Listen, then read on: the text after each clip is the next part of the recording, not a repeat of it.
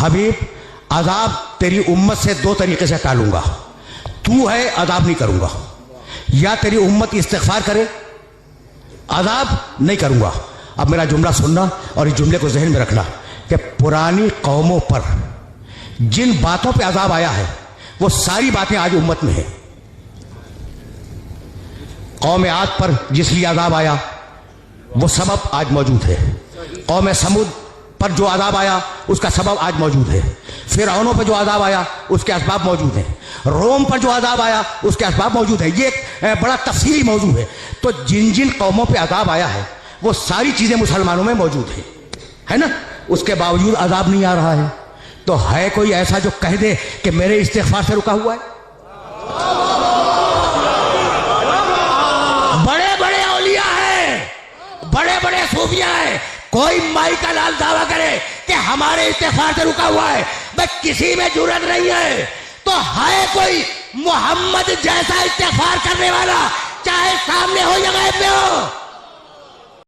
میں کہوں گا اگر کوئی امیر کسی فقیر کو کہے فقیر میرے در پہ آ جا میں تجھے خیرات دوں گا، فقیر امیر کے دروازے پہ چلا جائے، جب دروازے پہ پہنچے امیر کہے فقیر واپس چلا جا میں تجھے خیرات نہ دوں گا۔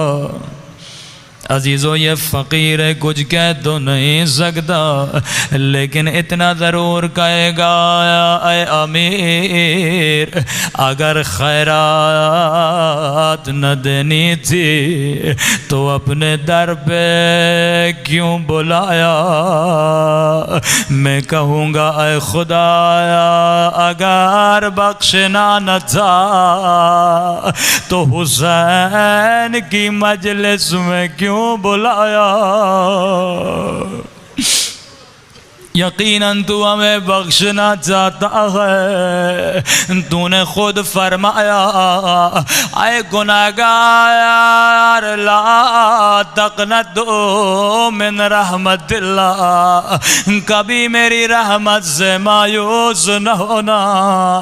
اے خدا میرے ہاتھ بھی گناہگار ہیں، میری زبان بھی خطا کار ہے، میری آنکھیں بھی گناہوں میں آلودہ ہیں، میں جانتا ہوں میں سے قابل نہیں تیری دربار میں دعا کروں، لیکن اے خدا میں خالی ہاتھ نہیں آیا، میں تیری دربار میں اس آنکھ کو وسیلہ بنا کے لایا ہوں جس ایک آنکھ میں تیر تھا دوسری آنکھ میں خون تھا،